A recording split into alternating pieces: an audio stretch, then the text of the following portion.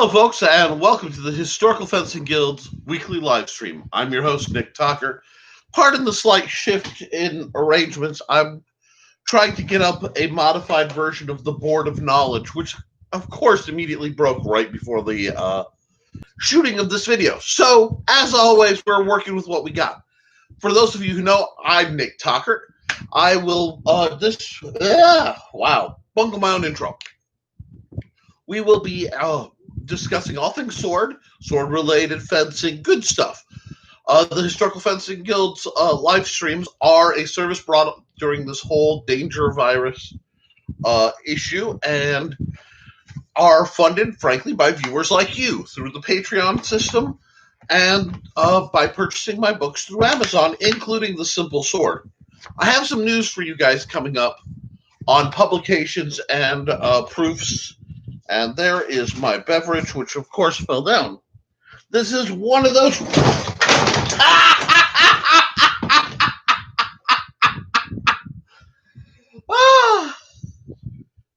Well,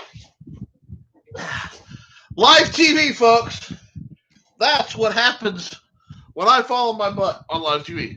I'm okay. We're okay.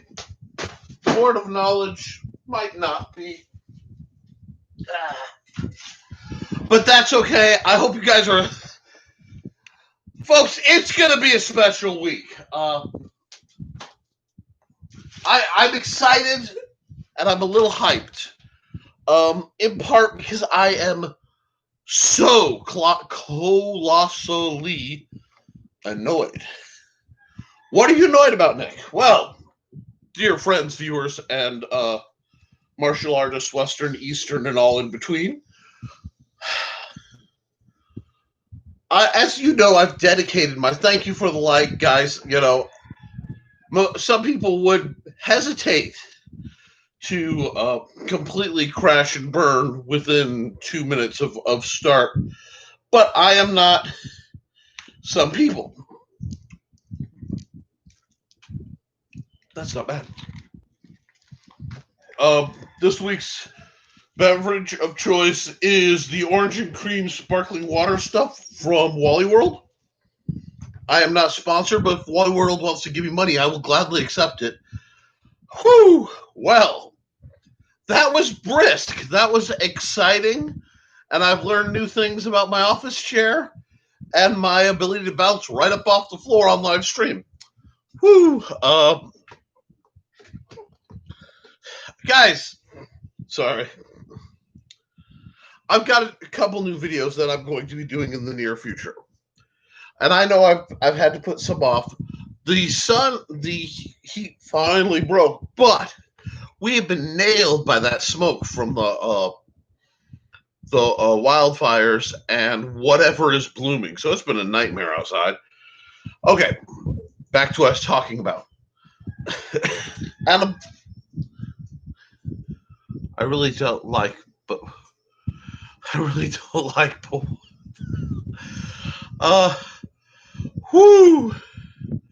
Yeah, John. Good morning. We're joined by the ever amusing and talented John Miner,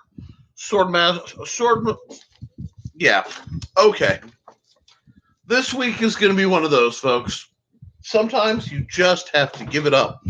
You just have to admit things aren't going to go your way. Wow. At least I haven't stabbed myself on air yet. It's still early in the broadcast, and I'm hoping things are entertaining. No, John, I have a face for radio, but occasionally people like this. Okay, I can get back into it. The first off, I will say, I support and love that many small companies are making gear for the modern sword enthusiasts, especially for the classical fencers. However, I find myself grating against the steel tax, and I do need this because I was going to explain a couple things. First of all, there is a website for a company called Benjamin Arms. They make gorgeous classical fencing small sword simulators. very high end. Now, custom sword work, I have no problem with being high end. You know, when you have a handcrafted sword rigging that's been balanced, designed, and or modified either from intense historical study or through years of just fighting, like the riggings that I've seen John make, for example, um, they have there's a lot of value there. This isn't something that's mashed out, pressed out. This is a handmade thing. Um, but I do get annoyed with the sword tax. What is the sword tax? Um, if it's cool, if it's related to swords, that it's not even like a tax in form of you add $50. No, no, no. It's a multiplier. Because I was looking online, I was looking up what was it? Fencing, small swords. I was trying to chase down my Bilbo, which is based on the small sword that John gave me. It is not currently in reach because when I went down, I kicked and scattered all my props for the evening. So it will be a colorful evening. But this company, Benjamin Arms, which seems like a great company, seems like American, is doing something I disagree with. So respectfully, not bashing, they are selling a padded wall target, which is a beautiful thing. It is about a little bit bigger than this, leather wrapped with very historically accurate, but it's like $200. Now, okay, when you start looking at using real leather, a proprietary design, hand stitching, that sort of stuff, that makes sense. I mean, I can almost see that. Almost. But what else they make is a hanging ball target that they're very proud of because it has a nice wall mount. And they wanted, I'd have to look it up again. And I am sorry, that falling on my butt just kind of, it mildly scattered my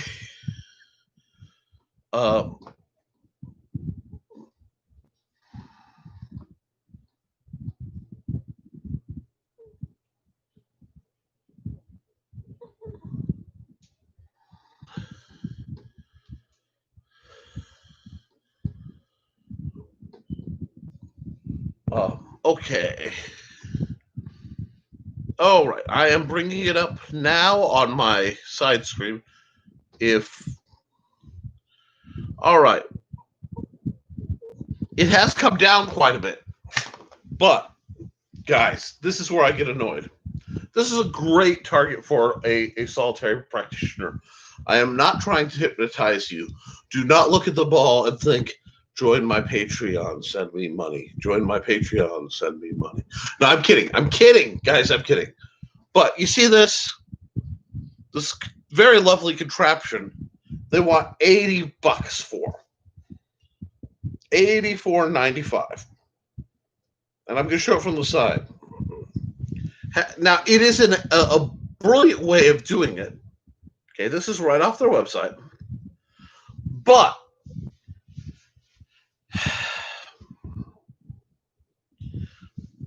it is my passion. It is my belief that learning to sword fight doesn't need to be expensive. Meeting the obligations of certain organizations, that can be. Understanding that a thought call today the thought train didn't even have a chance. So it got rerouted right into a Wile E. Coyote painted on the wall tunnel. Just blasted, folks. So back to this target. And it is a beautiful target. The company makes high-end things, and if you're the type to throw money at a high-end object as almost in part a object to art, I can see that. But break it down. Okay, that is a padded target. Okay, that part's a padded target. Depending on how much you want to put behind it, you could do a very simple version of this for a couple bucks worth of material. But there's some craft. I can see you have to think in terms of, get a chunk of wood or particle board, pad it, attach some fabric. You want to go. This is what drives me nuts.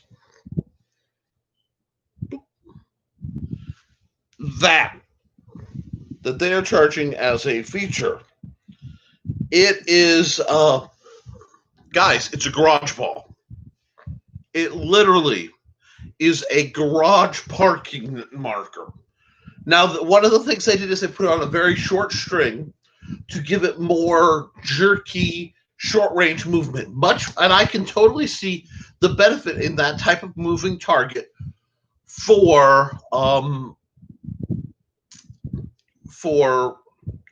target acquisition, tracking, these types of things. Great for foil work. Totally see it. But those are like $2 at Walmart. Really. So you can, this is like, guys, while this is a beautiful version, and I won't lie, I would love to have something that's fancy. If you wanted a historical target, we can make one. I'll show you. I will set up a very simple design. I'll do a video on it as in the goal of keeping it as cheap and as high quality as possible. But that's a garage parking ball. That's all that is. And a wiffle ball on a string will do the same thing. If you like that, you have the funds, cool. If you think that kind of cost is what holds you back, look, you want to know what my prolific training tool looks like? One of these. I have trained more people, the basics of swordsmanship, basically single stick, as has been going on for ages, with a buck something chunk of hardwood dowel and 2 chair feet.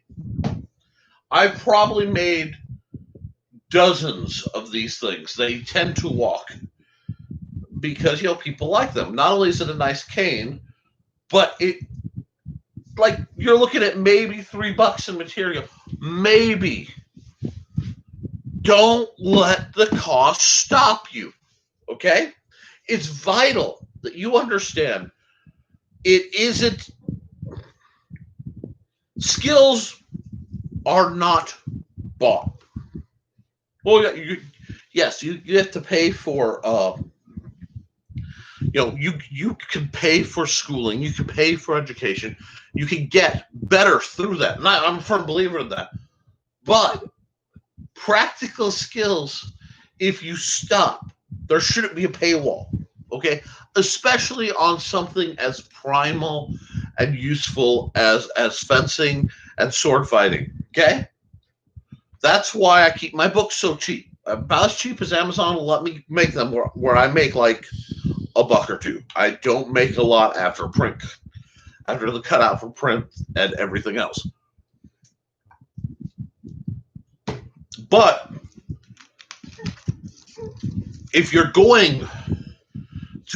want to learn, folks, you can find a way. Okay? I have seen complete, like, basic foil rigs go for $14 online. Sales are involved and stuff.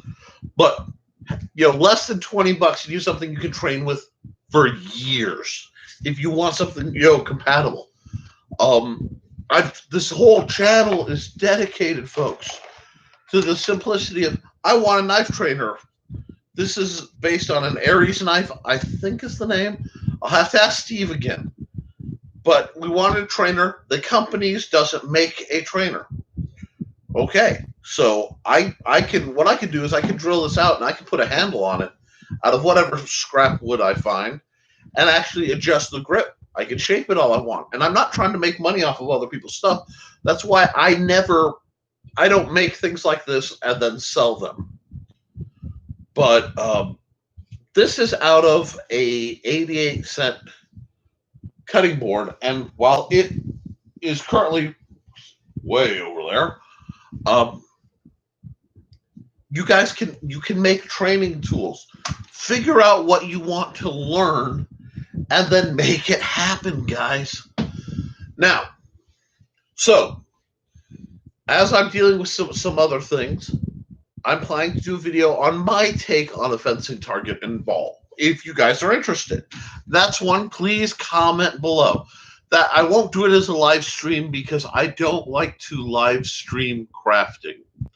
I've had experiences, as you can see, today's debacle has shown us. It's when you're showing how to make something, it's probably better to pre-record and have that lovely power of editing. Now, while we're on the topics, we are roughly 5 days away from calendar fall. The nation right now is a little weird in that there's a lot of smoke in the air from California. You know, the danger virus is running amok. Everything, you know, political unrest, etc. So I want to advise caution, but cunning. I'm a big fan. Hi, Cindy! We are joined by one of my lovely patrons and probably one of the best cheerleaders I have on this channel, the amazing Cindy Cap. And she has books and a monthly newsletter because she's an author. She writes really good fantasy stuff.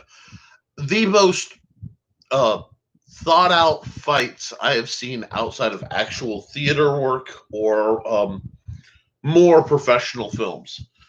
I've dabbled a little bit in that. My health got in the way for some of that, but you know, we're just going to see going down the line. And that brings us back to what I'm talking about and where I'm going with this. As I've said, what we do doesn't need to be expensive. And especially if you are working, if you are new, and that's almost more important that I get a hold of people who want to work with others. Okay. I made a lot of mistakes. I think I've taught people to fence with just about every product available, ranging from, you know, absolutely gorgeous,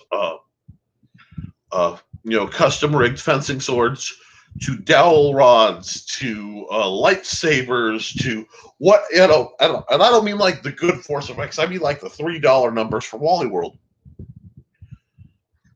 The concept of the SSO, the sword simulating object, this guy is crucial.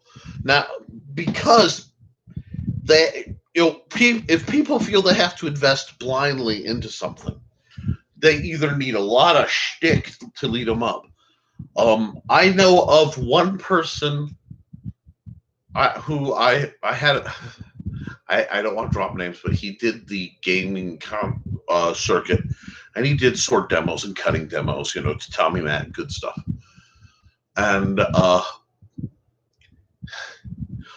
our boy, I met a new student who was like, I trained under him. I spent $180 to learn under, you know, this guy. I'm like, wow, how long did you train with him? He says an hour. $180 an hour? Folks, in my librarian gig, I don't make that a month. And yes, I only work a few hours a week due to my parenting needs. Excuse me for a second. My parenting needs, situational needs, and general health issues. But $180 an hour for one person. I'm like, wow, what did he teach him? Yeah. That's it. Now, he was very good. He had a very powerful downward cut to third. Two-handed, very, very obviously kendo katana. And that's all he got. I'm like, man, for $180, I could teach you, outfit you enough to get you going in most LARP or HEMA groups. And, you know, still have money left over for dinner. Guys, and again, I have no problem with people making money, but I won't allow predatory PVC pipe trainers. I oh, I'm sorry, my son ran off with the PVC pipe trainer that I had in here, which in no way offends me because it means my son is playing with the sword, and that just makes me happy. But yes, PVC pipe trainers are amazing. They're cheap. I'm still proud of uh, the wood lath trainers I was making because I kind of got challenged. Just how cheaply could I make a functional trainer? And then I said, how functional do you want it to be? But give me just half a sec. Oop. And I'll grab this too.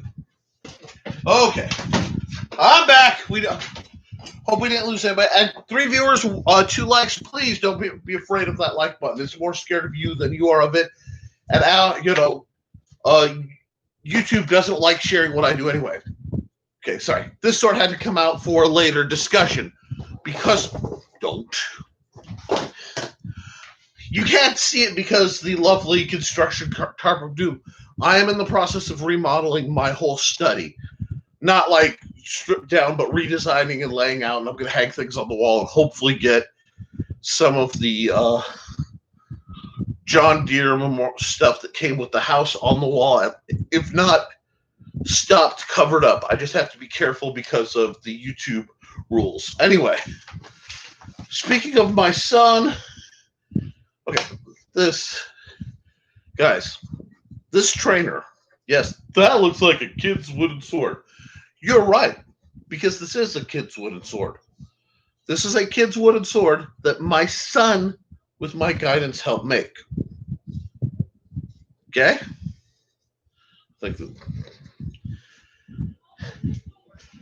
This is all out of one piece of wood lath, Lath. Not lathe where you spin it, no, wood lath. Little cheap wood. Is this cheap? Oh yeah. Would fill full force.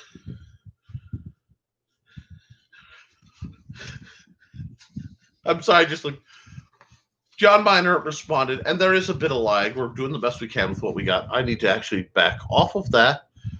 He responded with, give me $180 and I will teach how to counter the mountain cut.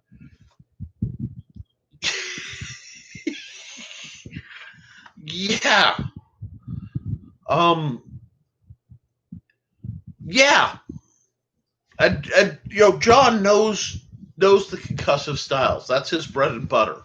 He's a heck of a fencer, but watch out. Yeah. Yeah, well, what happened is the bucking chair decided to find the bucking buckler and buck me all over the bucking floor. It's literally a father bucking. Anyway, my point. This is a quarter. This is a gumball, all right? And if you take any measure of care of something this simple, you can have it for a very long time, just as a thing to drill with. Now, one of the great things about doing something this light, it's like, why concussive? This is not the best for one-on-one training.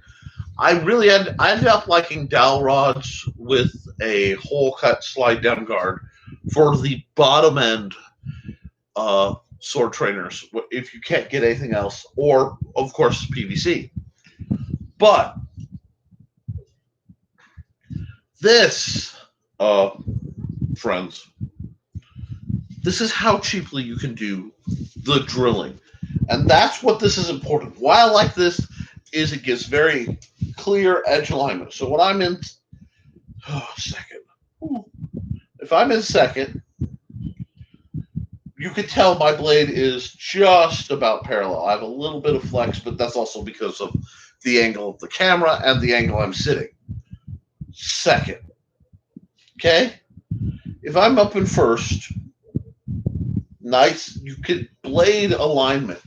Now, this is something that using something like this does not teach you easily. You can run a line down it. You can shape the grip to give you better feedback. But until you have something that really clearly gives you that visual, blade alignment is really hard to generate. Now, I like this because I can sit here and I can pretty much demonstrate. Nice little short guy. You can make these guys come in about 4 foot lengths. You can do a lot with them.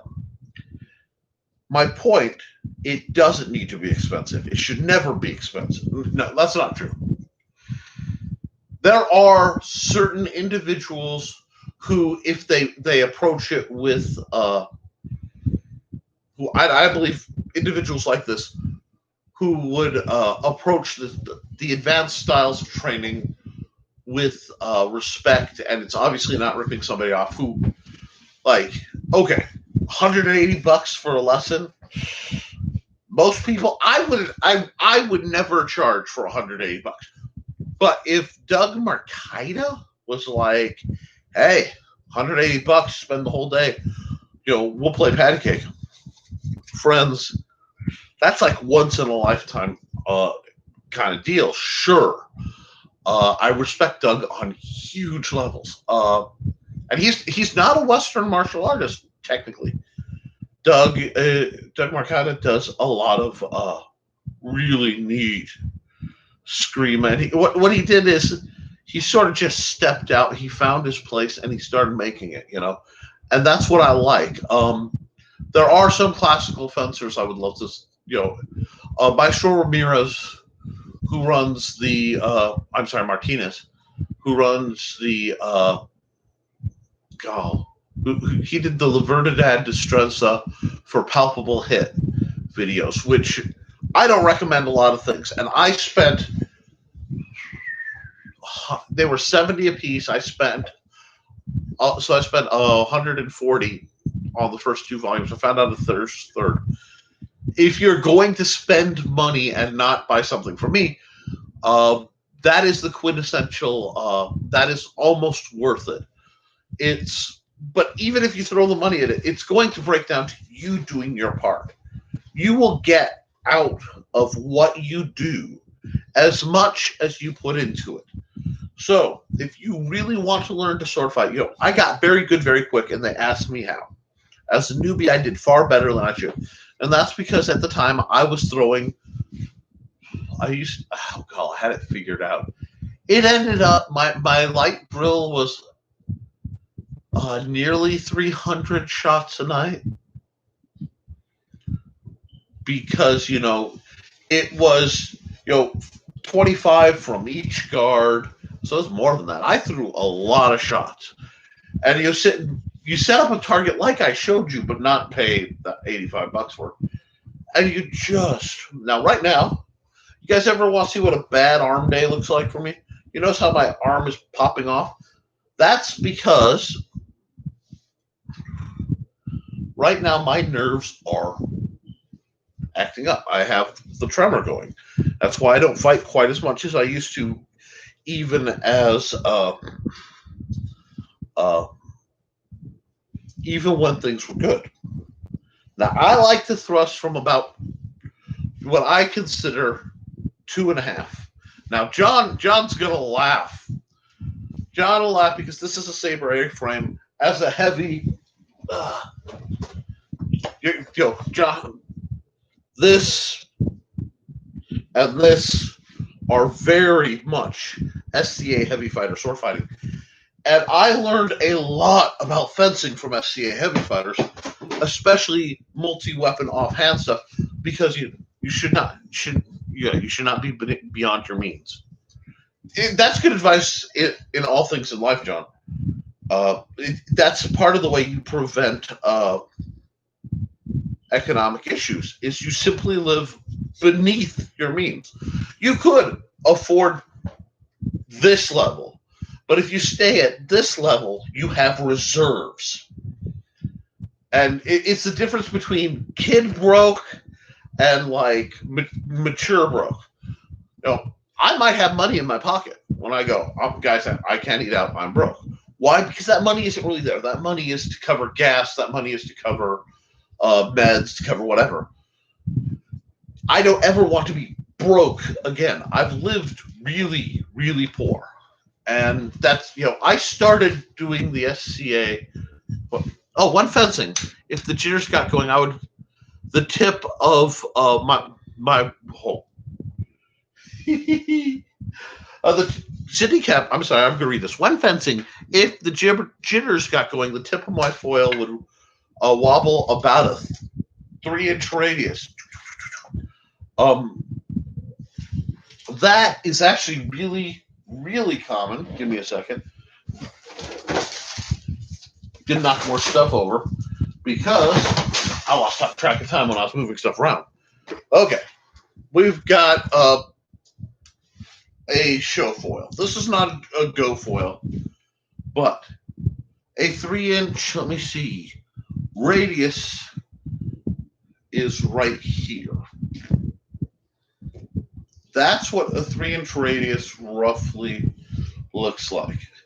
And pardon me, I'm coming off. I want to show you something that a lot of people don't understand, especially with an extremely light blade.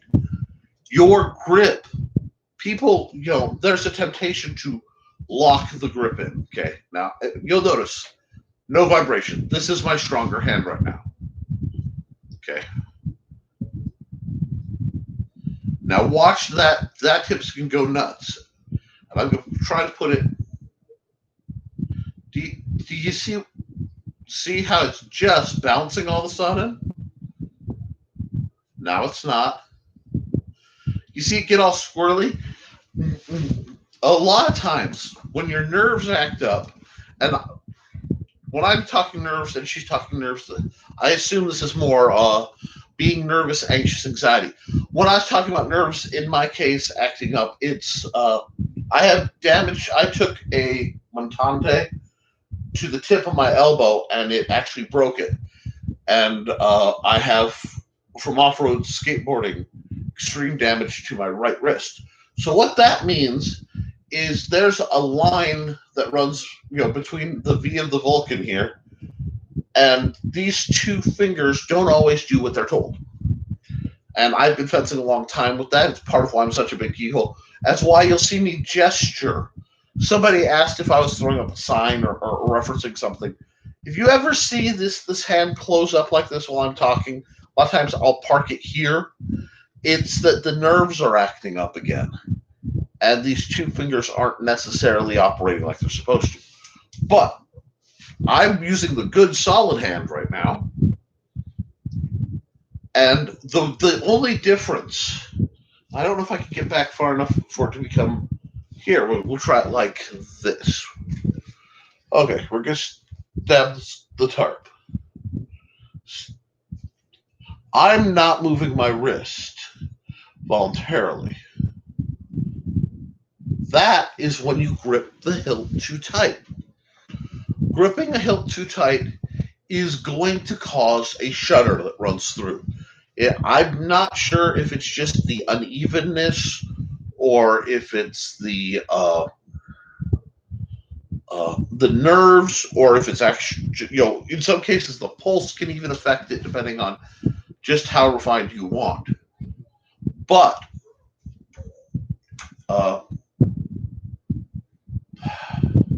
I loaned these to a theater company. Hold on. And so I'm gonna pull off the last. They made this very, very cute glued on tip guard. But see, it is tipped. This is a safe foil for show. Okay, it's springy. This was donated to me by Mr. Peter Pidrak, of all people. He's a student of mine from quite a while back now.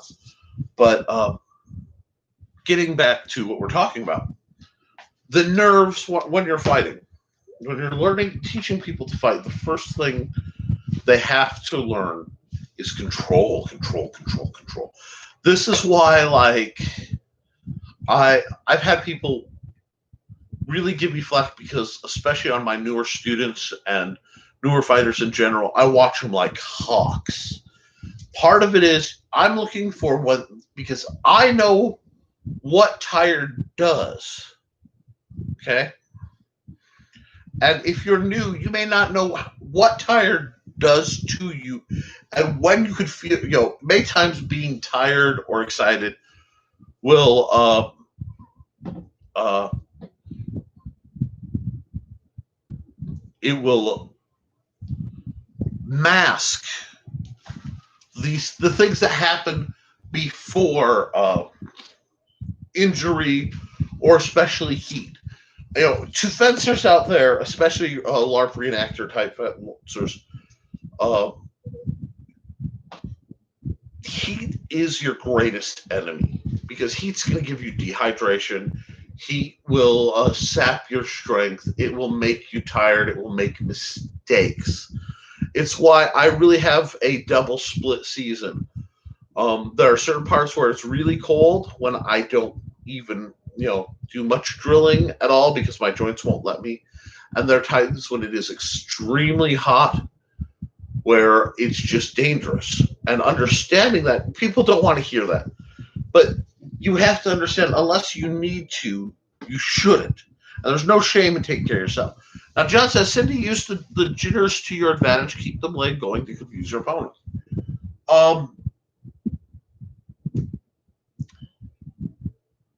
This is where we're going to get into one of the greatest minds of all time. We're going to talk a little bit of Sun Tzu. And part of why I'm a little extra stressed today, I went shopping, and it turned out to be a problem. Oh, yeah, it's not controllable, but it did mess with some folks. Fortunately, the twitches weren't frequent when I was fencing. Afterwards, when cooling down and packing up the... Okay, that's where we start to get into thing.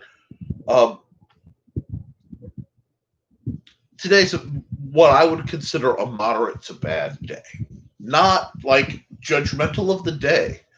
I fell on my butt on a live stream, but no, my joints are being active. The pressure outside is squeezing things, and I'm just having some problems. But John saw me when I was fighting hardcore. I put 110%. I honestly put 90+% of my mojo out when I fought. And I would leave the field. Poor Mandy, bless her heart. She was the queen of getting me some pickles and water. And I'm going to tell you, I don't normally like pickles. I don't. But the electrolytes in a good pickle are like amazing after you've been fighting and sweating for way too many hours. But the trick is, with a new person, you have to watch, because as an experienced fighter, which sounds pompous, but hey, it's truth. I got 20 years under my belt at this point. Doing the teaching and stuff, let alone all the crazy stuff I did before. I listen to my body, and people like, mid practice I can get a little bit done, put the sword down, eat, socialize, whatever. Why? Because I knew if I kept going for a couple minutes, my nerves are going to act up, and I would either drop something, or my calibration could be affected, or my balance could be affected. And that only comes from examining and understanding your functionality, okay? As a swordsman, as a athlete. And that's one big problem, and I am really out of shape to be saying this. But there's a tremendous gap in modern Western martial arts, and sometimes even general martial artists, and then their physicality as athletes. For some reason, sports, health, and martial arts tend to get separated. They get split up, and they do so in weird ways. That's why you have so many people like who go out and they'll fence, in a group like the SCA. The older guys are built a lot like me. They got that dad bod, and they could fight all day, but they couldn't run across the parking lot to save themselves. Now, in my case, not running across the parking lot, there are days it's a miracle I'm walking, and I still thank God every day for that. Because, I'm still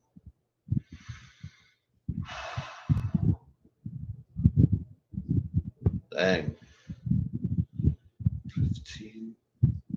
15 years 14, 15 years since the doctor gave me that you got 6 months and then you're going to be in a wheelchair look. And I've been fighting it a long time, folks, and I'm kind of on a downswing right now, I'm not going to lie. But that's part of why I want to get certain material out. I want to get it out while I can demonstrate. It's you gotta get back. But and so I'm trying in this now to well round myself, and that's very hard because it's unpleasant, and it's not easy, but it doesn't need to be expensive. So we just gotta keep pushing within reason. Not only tired, but also overheat will cause issues. Yeah.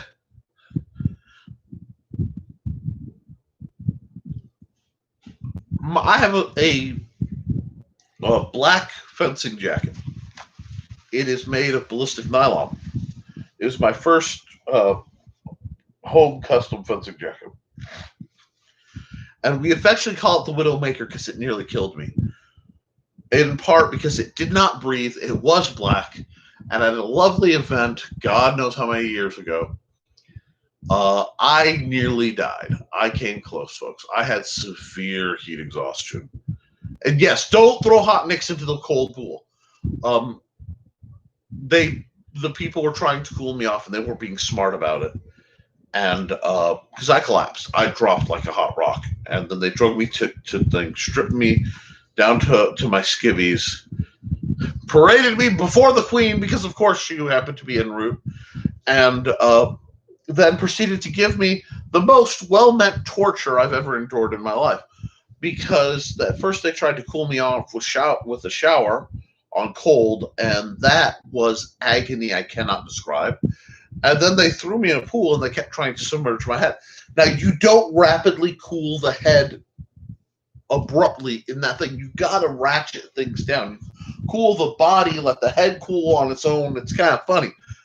And they were trying to get me to submerge my head, and I was completely out of it. And John actually grabbed me by the... you guys don't understand how big he is and how small I was at the time.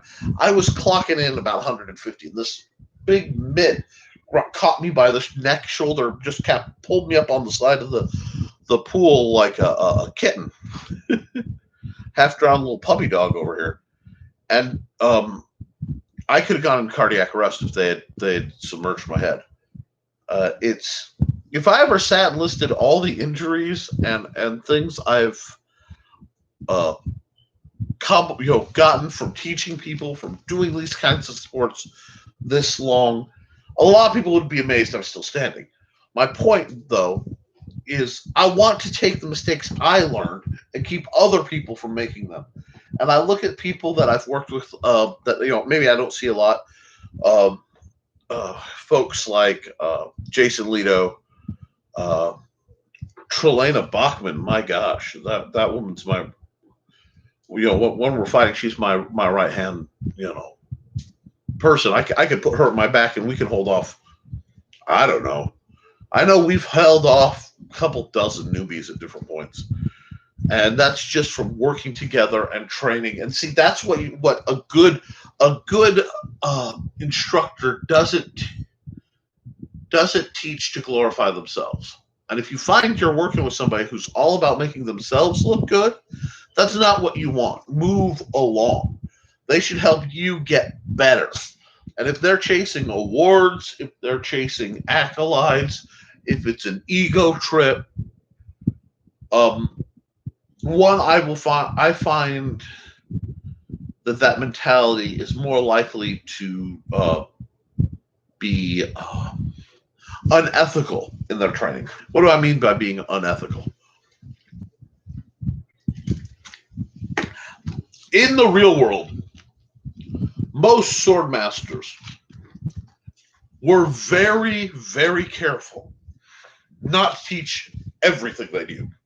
They'd always keep a couple tricks in the old grab bag for for the practical reality that one of their students may accost them at some point in life. I mean, you are teaching the gentle art of killing in a classical historical setting,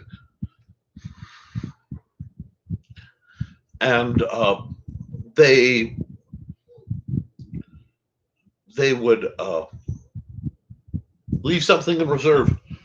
I trained with a guy who deliberately trained flaws into all his students, different ones, but he did that so that he could consistently beat them at times later. Sidney Kemp says a teacher's job is to strive to be no longer needed by the student. I completely like that. That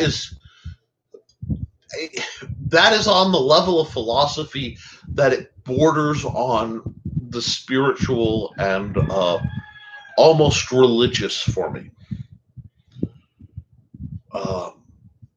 My job when I'm teaching somebody is planned obsolescence. I don't. Now you'll notice, and you can look at all my works. You can look at everything I've done, said, whatever.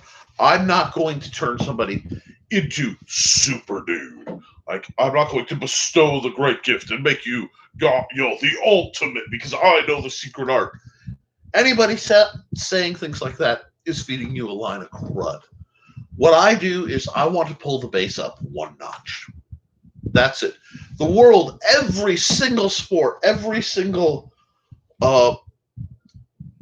skill set to a level, every single competition has people reaching for the pinnacle. You got, my buddy Al was making an Olympics run before his knee blew out. A few other people I've known.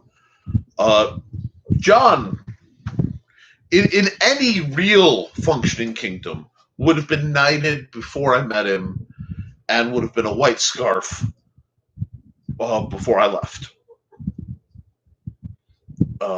Given what he was doing for the for fencers and for transit, as a symbol that in the society somebody could transition from heavy to light and still retain the ability to fight both, because they had people age out of heavy fighting. And for people who don't know, heavy fighting is done with rattan, staves, and basically clubs cut shaped to be swords, in full, armor, very, very, very concussive, very, very brute. There's a lot of force. It's not inelegant, but it's a different kind of thing. A lot of it, I find, is the difference between warfare and civilian defense. Fencing, fencing is not a warfare style. Classical fencing is you have to break down to what systems you're using, when you are using it. But fencing is more in the civilian. Now, if you're going saber is a lot more concussive. You're going to find more military aspects of saber fighting, and it's a much more military style. That's why you find military manuals on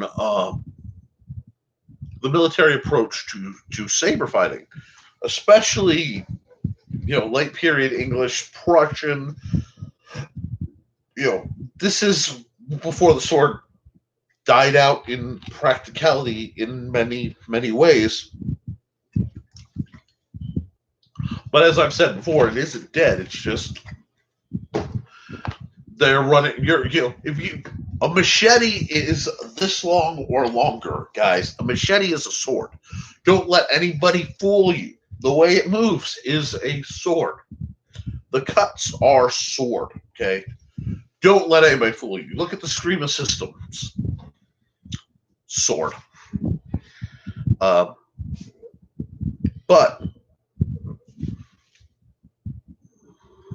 yeah, I was lucky. I had an EMT, and that's one thing. Bona fides. Have somebody when somebody makes a claim, especially in this, because I've known so many people who uh,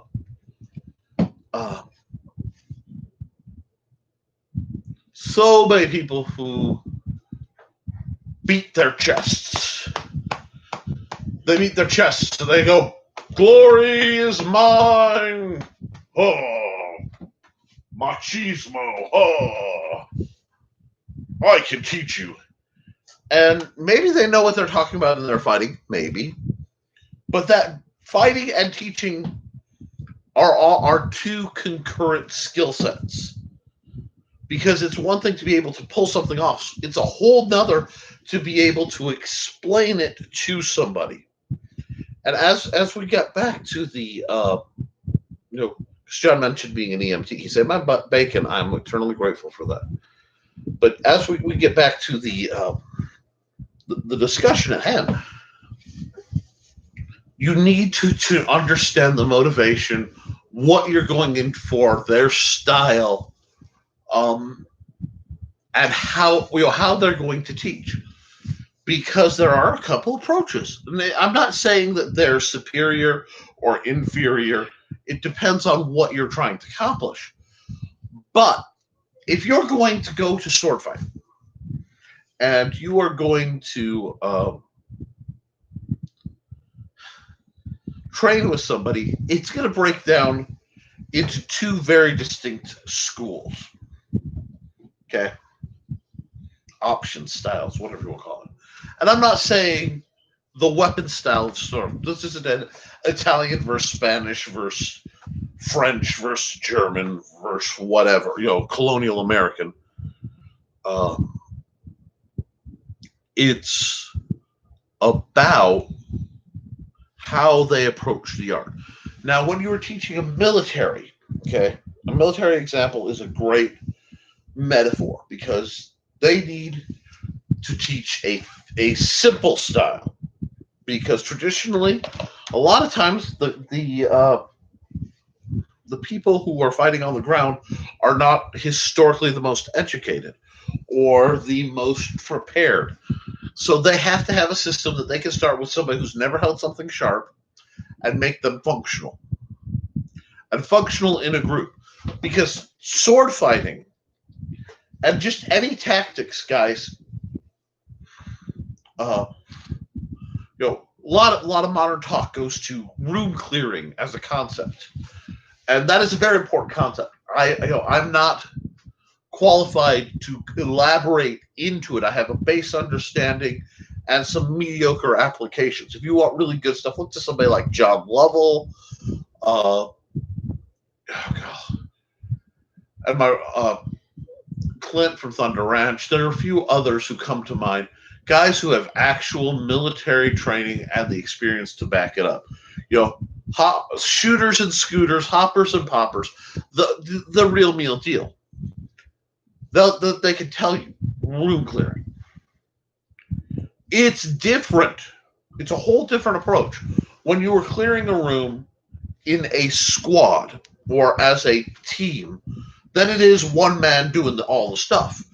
And especially with the approach of swordsmanship, modern discussions on sword fighting are done from a dualist mentality. What do I mean by that? What I mean is, look up the sword books. Most of them are 1 verse 1. Why? Well, because that's what people want. That's the civilian market traditionally is 1 verse 1, and we still see this today. When you look at the reactions of, say, people in a riot,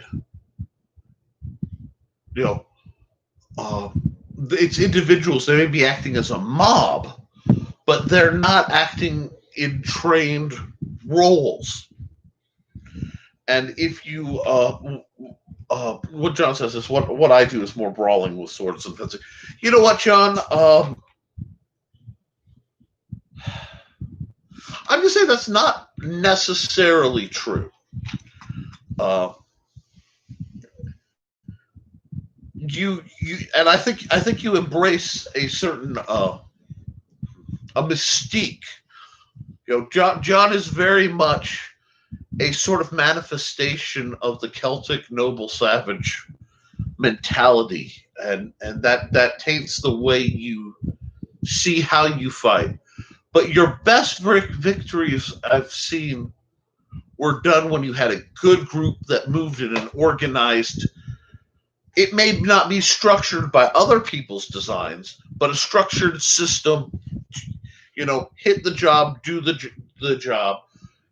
Shields to the front, spears to the back, coordinated attacks, coordinated fighting.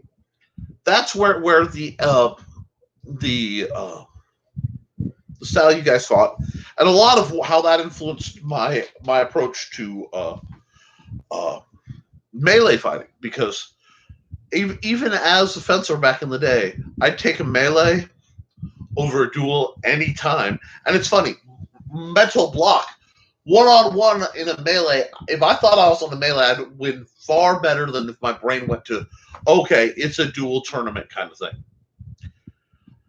I don't know. I don't know if the melee mindset is more ruthless or it's more efficient. It may just it ties to my real life experiences, because in all the scraps that I got in, almost all of them were multiple people versus me, or me. One or two times there were somebody on my side, but usually in the real world scraps growing up, going through high school, a few other places, it was the bad guys come in numbers. And I'm going to talk. Maybe I'll talk about the bad guys, because you have to understand. No, bad guys are going over here. We'll talk about bad guys later. My point is disciplined group tactics are massively effective, and simple concepts are not readily brought up, to the point that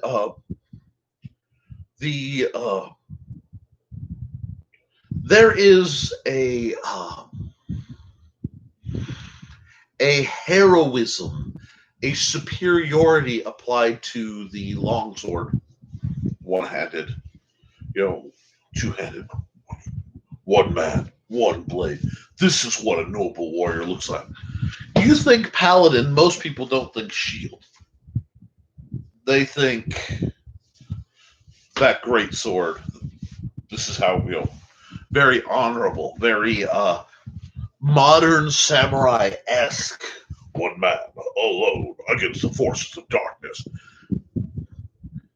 And to the point where there's like it's insidious.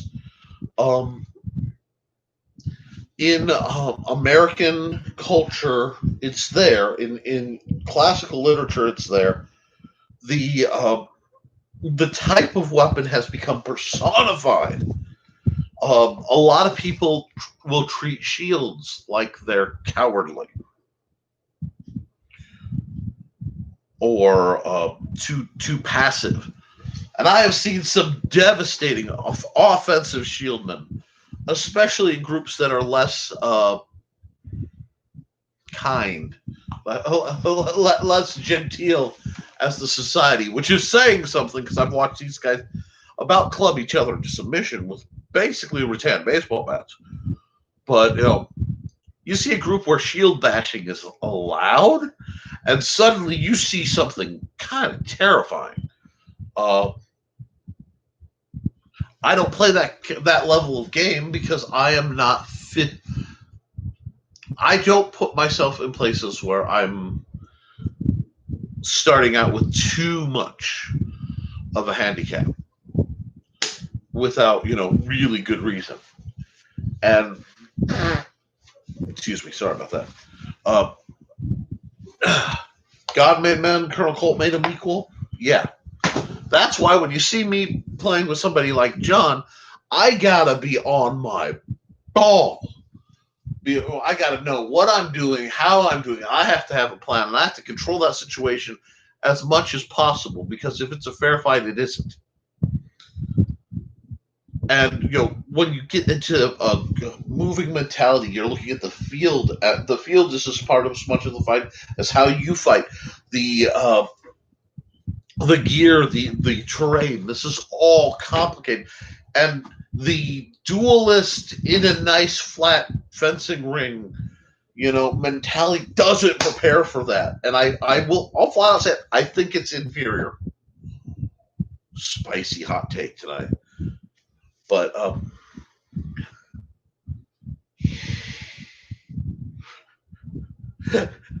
Degrassi taught if you could get close enough, you should not neglect the mustachio, whapping the enemy in the nose with the shield. Oh, absolutely, Cindy. Yeah, we had to skip that in the FC. How many times have people seen me play with this? Just do this number and want to go here. I've got guys. You're dead. You don't know what. Pop. Set it on a mask. Open. Donk. Now, I don't want you to go full force because this is brutal, but pow. Brass knuckle, anyone?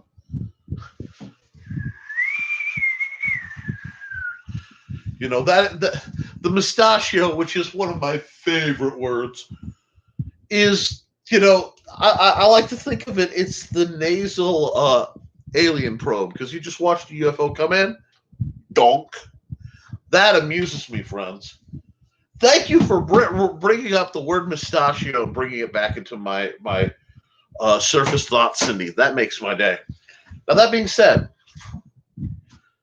I fought with John. I fought against him. I've fought alongside him. I've come close to fighting alongside him in Lifesteal Real World Complex. We better tactics kicked in, but yeah, and there is an art, guys, to brawling, and this is a good way of looking at it. The difference between brawling and boxing. Boxing's a devastating martial art. It doesn't get enough respect for what it's good at. And from what I've seen of open like MMA fighting, boxing is kind of part of your it's part of the pyramid. You have to have boxing for those strikes.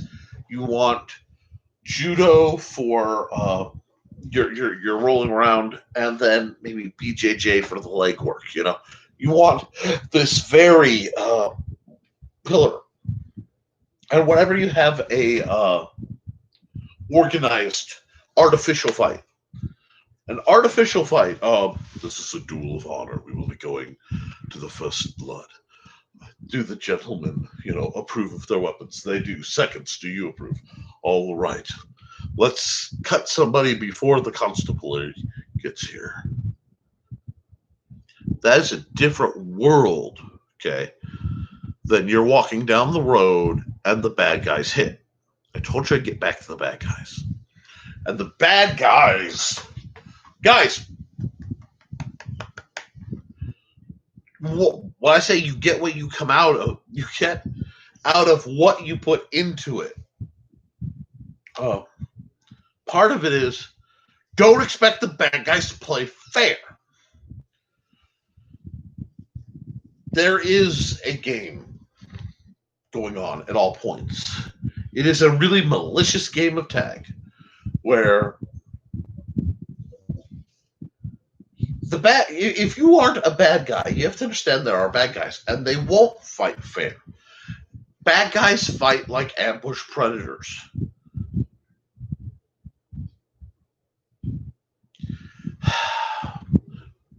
Now John is trying to get me to watch old westerns, listen to old Moonwolf songs, and really, really want to go down to the range with a wheel gun that I don't own. But, dang it, John. John doesn't know this, but I'm totally off topic. But he said, a knight without honor and armor in a savage land. A knight without honor is a whole different ballpark. But, paladin. You have to be of a different mentality than if you're going into a fair fight. And it's interesting because that's why the Spanish were so hated, I think, in certain parts. Read George Silver. I don't always agree with George Silver. He's an interesting, uh, um, he is an interesting master. His take on dagger and buckler is pretty stout, simple, and it's written for at least English of the period, so it translates very well. But you don't read Silver for that. I'm going to tell you, Silver is a guilty pleasure for the intro when he is talking shade about fencers and about Spanish fencers. Oh my gosh. He did not, those cheating, unnatural, long rapier things, versus the ancient good fight of a stout English backsword. Now, I am a very strange swordsman. I'll be the first to admit it, in my preferences. And it runs parallel to my preferences in firearms and my preferences in a lot of things. I'm not military. I've never been military. I'll never be. Not out of there were points in my life when I desired it, but out of physicality, and that's just led to mentality. I am a civilian. I think like a civilian-ish. I fight like a civilian, and I'm interested in more civilian arms. And the problem with that is it leads me to the swords, especially I like, tend to not fit real well in the annals of what's popular. I kind of like small swords. I like, Colmarsh transitional rapiers, really neat things. Shield slash across the throat, yeah, John. But you would never do that in a pretty tourney. Somebody jumped you, and that is the lens in which I look at fencing manuals when I sit down and read them. I understand that there's always a measure of high speech, and that has to go with many of these fencing manuals start with a letter to a significant benefactor, wherein the author either speaks of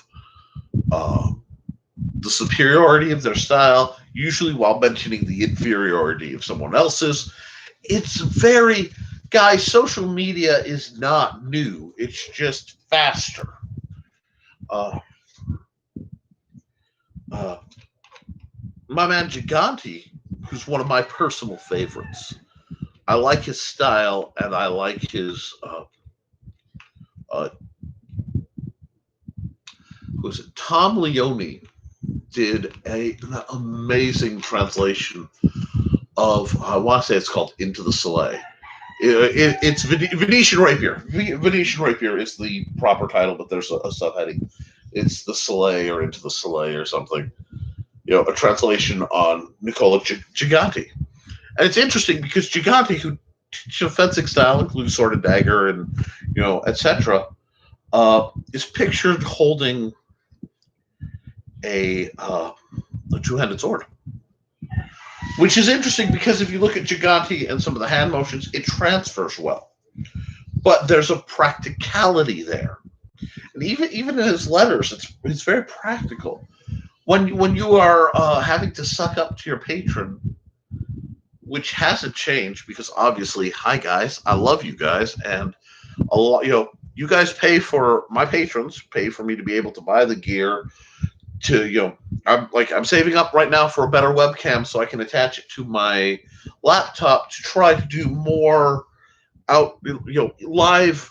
What I want to do is a video setting where instead of sitting in my office answering questions and chatting, guys, this is actually quite fun for me, but where I can be like, okay, I've got a Pell or heavy bag or whatever. I've got some weapons out.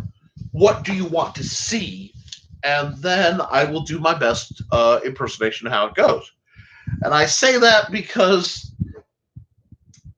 I'm at a point in my life where I understand mentally how to do things. I may not physically be able to do them like I want. Um, I don't think it was John. I think it was actually Sabah. Yeah, I think it was Sabah. Sabah, really neat. I think he's a knight now.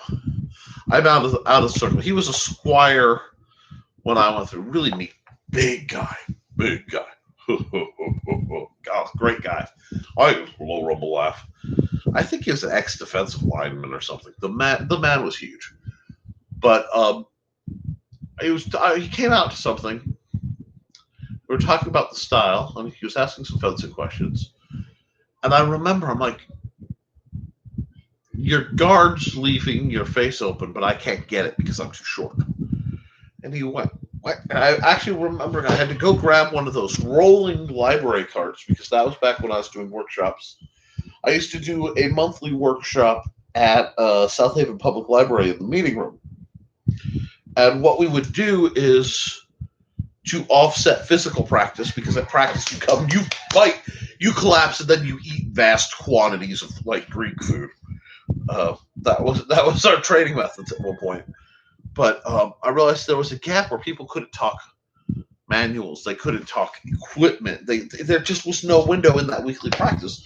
So once a month, I set up something that eventually actually evolved into the Historical Fencing Guild. That was meant to be a place where LARPies could come in, and I'm not using that derogatory, but Amp Guardians, the Canarak folks, Dago here, the whole bunch of those guys could come in, Eastern guys who were learning, katana work, Iaido, whatever. They could all come together, sit down in a room, talk about their styles, what they could learn from each other. It was sort of a United Nations of HEMA and more, because again, we'd have random guest visitors who'd come out, and sometimes we'd have people who talked about fighting with kunai or sickles or whatever. Good times. Well, in one of these, I was out. I said, your guard's off, your guard's off. I finally had to pull this table up, set it down, this little rolling step ladder, step up and go, there, okay, do it again. And I because I was elevated a foot and a half, I could point out and take the shot and show him what he was doing wrong. And this was great humor to all involved, because there was the discussion of I need to get a little backpack step stool so I could talk to the fighters I was working with. And it was funny because even back then, I'd catch flack from the fencers. What are you doing? Those heavy fighters couldn't be safe. They wasn't ours. It was mostly out of group fencers. But they can't be done. They're thugs. They're brutes. They're barbarians. Which is a very discussion of the time. And it's interesting because it goes to one of the great myths that I despise, and that is that most swords were slow and bulky and unwieldy, and they simply weren't, because if they were, people would die. I mean, we lose in the mythos, in the romanticism, in the Victorian era lens that we look at the Middle Ages and to an extent the Renaissance. These were, a lot of knights were the mercenary special forces of their time, to the point where you get a hold of the whole process. You establish a land, you assign a your squire gets a man-at-arms. Man-at-arms is usually local, and his job is to train. And the training actually runs downhill if it's done right. And that's how society is supposed to be. But this is also hearts and minds. This is, going to another country and arming their residents to fight, your enemies, your mutual enemies, and training them through proxy stuff. This has been going on for as long as there's been, international conflict. It's fascinating.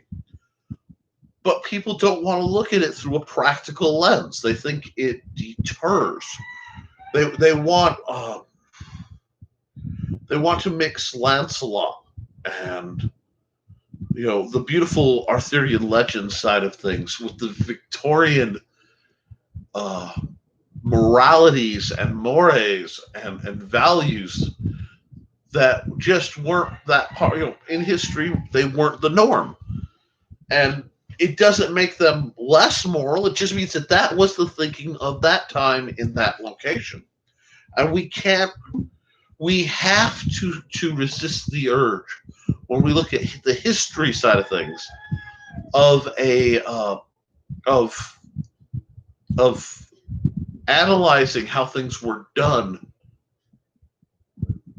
We have to see it through as close to through their lens and not necessarily ours, because it's easy to assign different meanings. It's easy to select different things and over aggrandize without just realizing the simple practicality. The practicality is a lot of the fencing manuals were written to be advertisements. That was part of how you advertised as a swordmaster your skill set.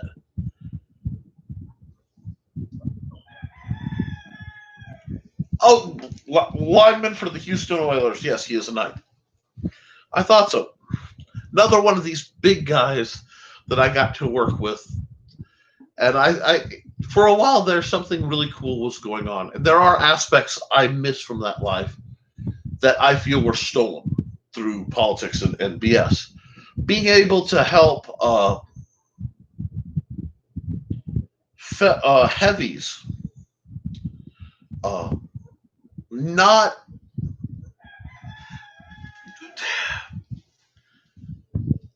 this is how you will fence, but go, okay, this is what you do. If we tweak it this way, you can still do a lot of that safely on the fencing field. It's all still period. It's all still practical. And that control, and then seeing it switch back. So there'd be heavy guys who never got one-handed face thrust, you know what I mean, which was an authorization. Well, they could poke with the padded tip of the sword. It gets complicated. But they'd fence for a while, and then they'd have to go authorizing that because they got better point control. And it was that metamorphosis changes the game for both sides. And I think there's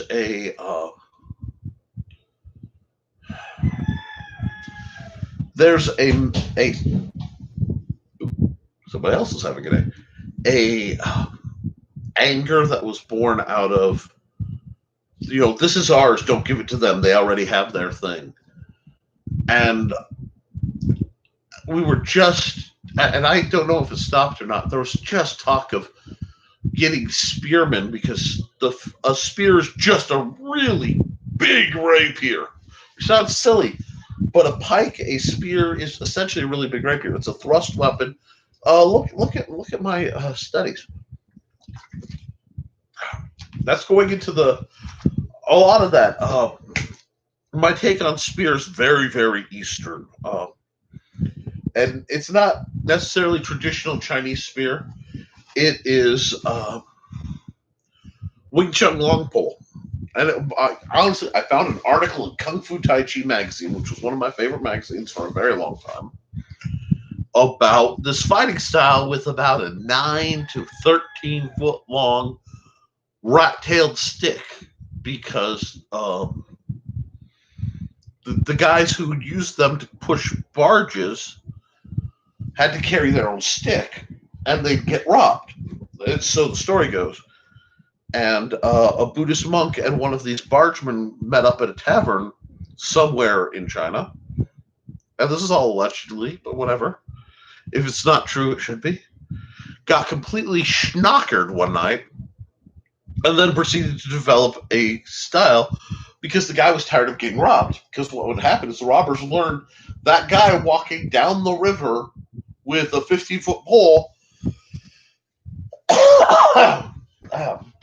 with a 15-foot pole is if he's walking down the river, he got paid.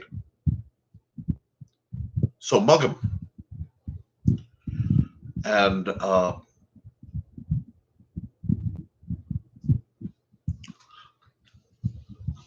John just said, "Why, yes, I am a brutish but cultured barbarian with finesse." Yes, you are. You are. You've mellowed in old age and treachery, John. And if sword fighting is done right, what works will cross styles. And this really gets me in trouble with a lot of people, because I had the silly idea that, let's take this. This is a happy little sword simulator, right? It's a dagger, whatever. It's shorter, so it works indoors. But let's just say, what is this? Obviously, it's a little arming sword, right? There you go. Got your crosshair. Bam, bam. Haha, caught with my foot. Or is it?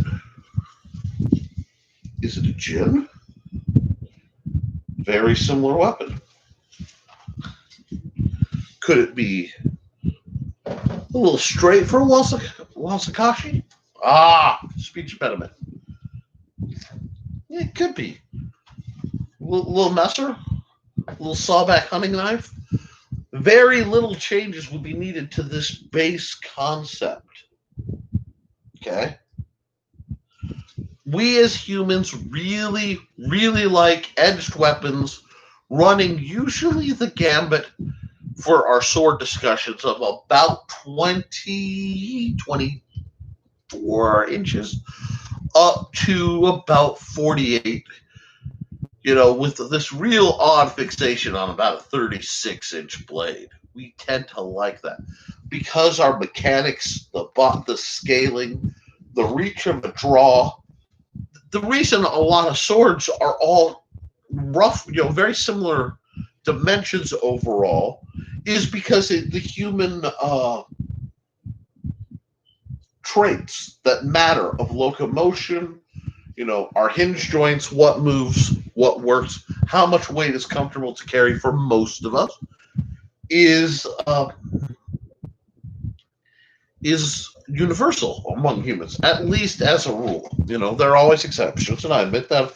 In fact, I've made a life of helping people who are the exception find their way. But understanding that means it will. If you are a boxer, okay, you can learn knife work, you can learn sword work. It will transfer over. It will teach you a different set of ranges. And ditto with being a fencer and going into something like boxing. I'm talking strikes because strikes are interesting. Grappling is traditionally one-on-one more effective than just strikes. But the caveat is grappling works one-on-one, but it's really a bad thing when there's more than one bad guy. Now, we all know how I feel about there's always another 7-letter word, So, what you want to do is you want to prep for that, and around your weaknesses, around your strengths. John's got, I think we figured out, between a partial lunge and between the tightest pulled in and a partial lunge, it was something like 12 feet of effective area that he could handle with a moderate length sword. It really sucks, but the things, timing, guys, you want to get better. You want to get better at any of the sword styles. I don't care what it is. Know your timing, know your distance, know your range. Distance is how far apart you are, range is what you can tap, okay? uh, accuracy. Be able to put the point right where it needs to go every time. And the only way to get that is through slow, dedicated practice. Now, I've heard, some people fight the practice doesn't make perfect, it makes permanent. And there's some truth to that. That's why you have to go slow. And sometimes it's painful, but it's the only way to learn. But once you learned it here, it doesn't stop in the box. So if you get doing the martial arts, if you get fencing, you know where your body is in three-dimensional space. Your spatial sense improves. That means as long as you're vaguely paying attention, you're less likely to trip over things, bump into things. If you develop a very much avoidy style, nope. You may find that if somebody tries to punch you, you just kind of talk. Nope is one of my favorite verbs. I noped right out. What are you going to do? Nope. The shot comes in, I just noped out of there, and I, responded. It's very, very yin. And I do like my yin responses. I don't like, as a rule, to meet force with force, because oftentimes I lose. Now, John's more likely to meet force with force because he's a walking dump truck. Leaf-bladed short Celtic sword. It's interesting you mentioned that, John. Because if you look at the evolution, and I know he's talking about, this guy. Actually, Sting, our boy Sting in Bilbo's hands for scale, is very much a nice leaf-bladed kind of Celtic little sword. I will say I'm annoyed eternally with Forgotten Realms. Wow. Wrong fandom, Nikolai, with Lord of the Rings because of Bilbo. Because there's this is a Bilbo. Okay, that's what this kind of sword is. Late 1700s pattern cavalry straight saber. 24-inch blade. This blade's a little narrow. They actually were quite a bit wider. Why am I mentioning that?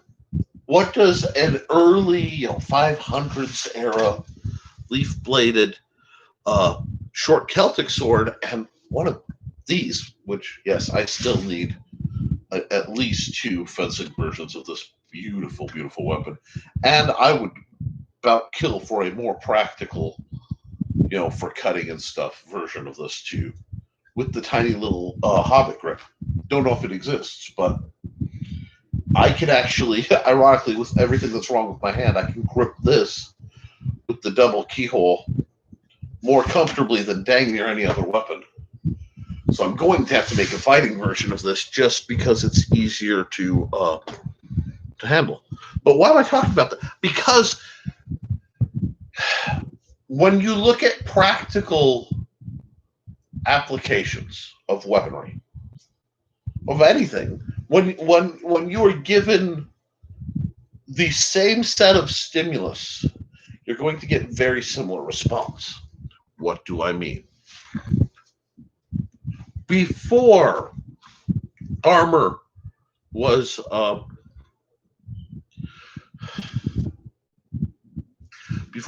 prevalent, lighter, because part of the metal was harder to work and get a hold of, shorter weapons with some deft curves, very organic, were very popular.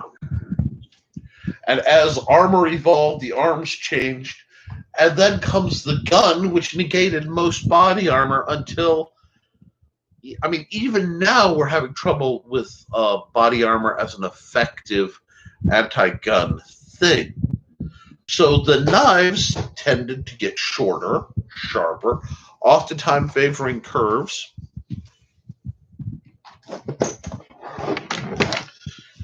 Okay, happy little crampet. Pardon me, my eye just being nightmarish right now. Happy little crampet. Okay, fidget spinner. Against an unarmored opponent, deployed covertly, this is a nasty, nasty weapon.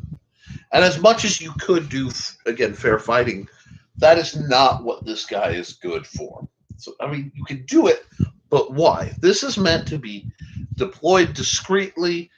You get in that magic 14-foot line where you start. A deployed knife starts to be easier to use effectively than a gun. And there's this period between like 7 to, like 2 feet where that knife is, even closer. Being able to get inside and do the bad thing you want to do with this, because this is not a defensive weapon. I think you can do some blocking shenanigans with the ring. You can use it as a control, but it's a very aggressive concept all across the board.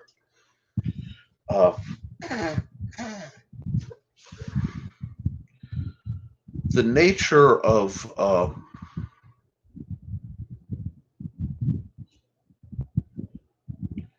weapons always matched the arms. When the arms went away, when the armor went away, that is, the arms matched the armor. When the armor went away, older thought comes out.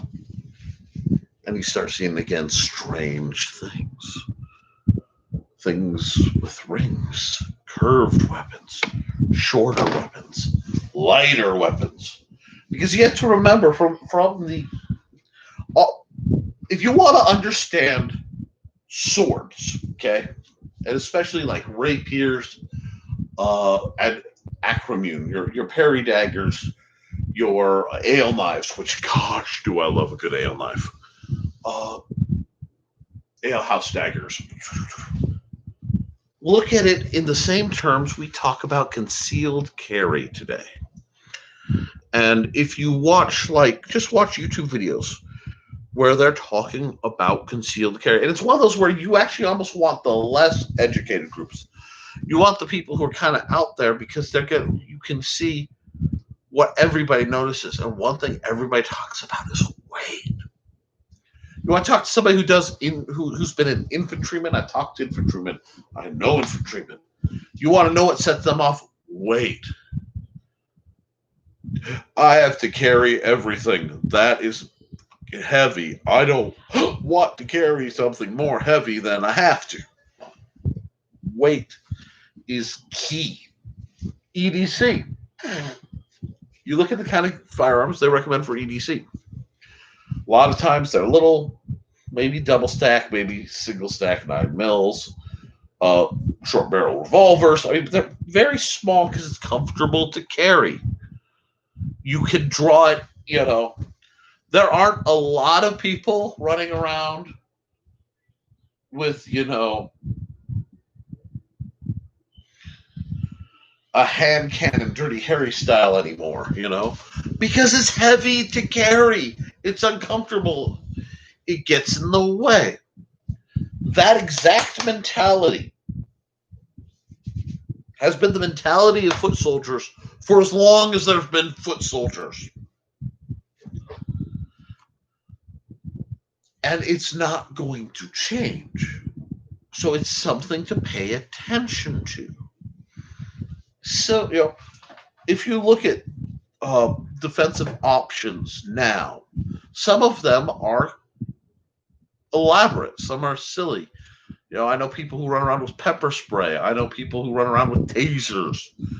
Ultra bright flashlights on the blind them mentality. And then you go look up historically things like lantern shields. Basically it's a buckler with a lever, a lantern built in the middle that's hooded, and you hit the latch and it opens up the hood, and suddenly, at night your opponent is blinded.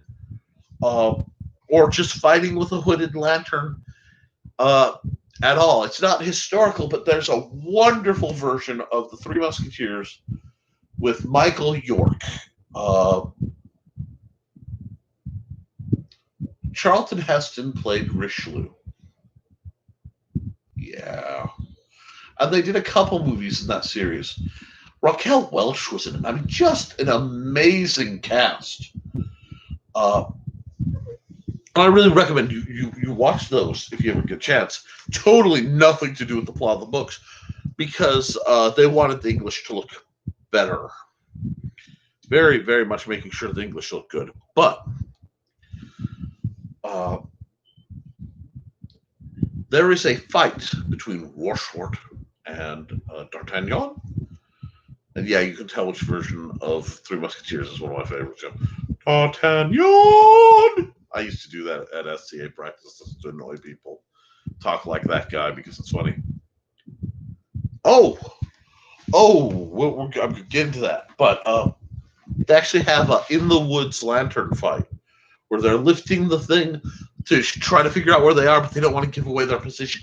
It's really, really neat. And if you look up that video, the fighting is not super heroic. And that's something we have this problem where everyone is depicted as the greatest swordsman of their style, you know. And even sparring.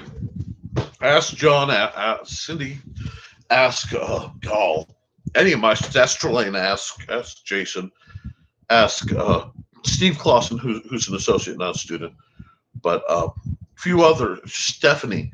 People fall down. People drop things. Fights get real ugly and stupid, and silliness occurs. And that's part of the nature of the beast. So you have to ask yourself, you know, are you training with some concept of what happens if I drop my sword? That's why, you know, when we have practices, I readily, constantly recommend get some kind of knife trainer and put that in your belt. I used to, a trade I took after my old swordmaster, Dennis Yakus, Aiden McDougall, before we ended up falling out, was always carry a backup dagger. And I've deployed that in odd times. This dagger here, this was my tail for a long time, guys. You don't know. I had a little sheath that would hang right off the small of my back by my butt. Neat little leather rig. And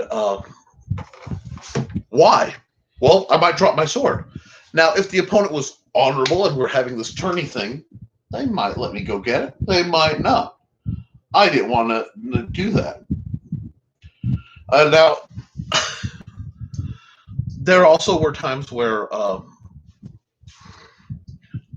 I'd be fine. Yeah, that's no knife. That's a knife. 1 second, John, because he asked something. Hey, I even got up successfully. Yay! All right. We're talking knives a little bit. Sorry, I'm back. Whoop. John's talking about the kukri. Whoop.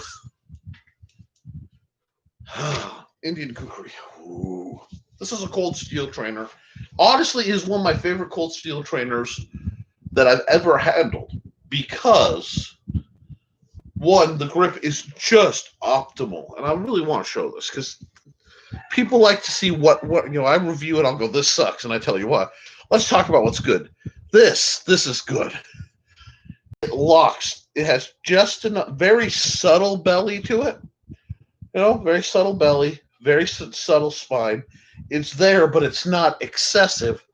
So my hand just locks. Very aggressive texturing. Boom. Now, what's neat about this is I, for a while, was not... These things didn't make me happy. I didn't like the forward, I'm still a fencer. I tend to like a slightly different thrust. I like simple, straight weapons that make sense. Then I handled this for a while, and once I realized what this is, in function, it made more sense. And you say that's not a knife. This, in my opinion, is not a knife. It looks like a knife. It's sharp like a knife, and it has a vague blade. But if you put it in your hand and you start looking at it, what this is an axe with an attitude problem. Look at the weight distribution, guys. Look at the lead up. This is obviously very small, so let me play a bit of a perspective game.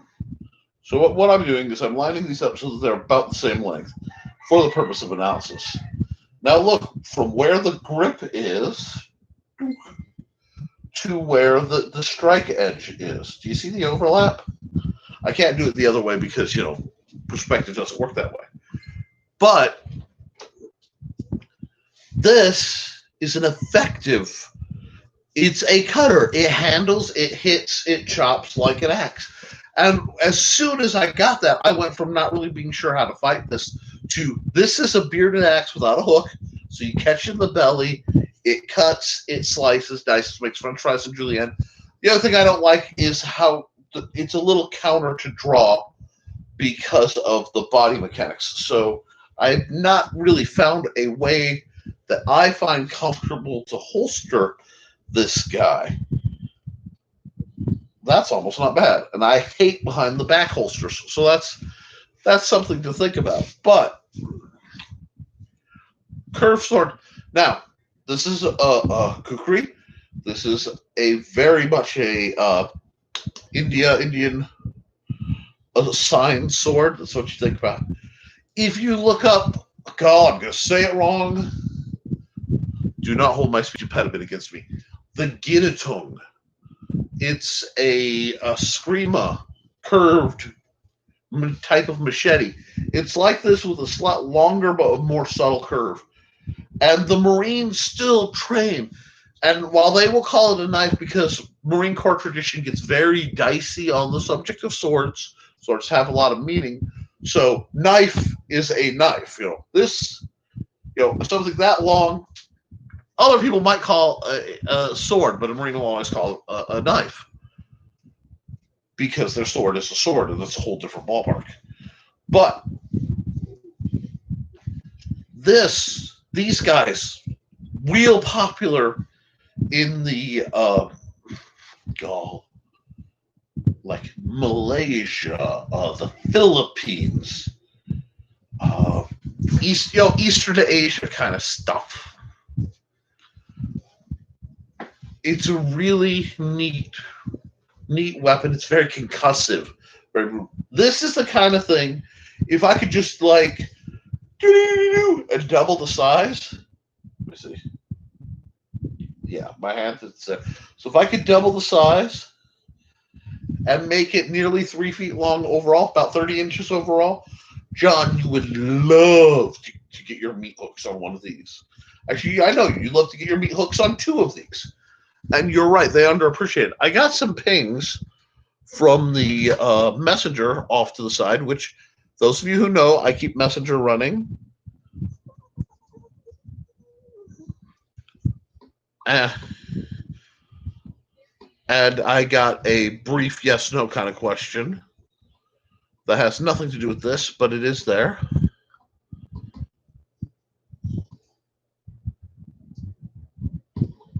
From the talented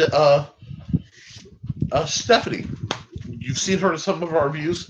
Neat little fighter. Now that she's worked through some of her issues, she had worked through some of her calibration issues. She's really getting forward. Another great fighter, Jim. I like to mention people who've really come forward and done a lot. And James Robertson, this is a man who fought cancer while learning to sword fight. That's just like brass cojones, and he did amazing things. And I'm really, I miss him, and I'm proud of his progress. And who knows? Maybe we'll get one thing settled down. We can get past this whole Corona thing. I'm not allowed to say that on YouTube. Oh well. Well, I didn't add the whole thing, so I could be talking about a nasty beer brand, but I don't drink, so who knows. Anyway, and we can get fighting again. I miss it.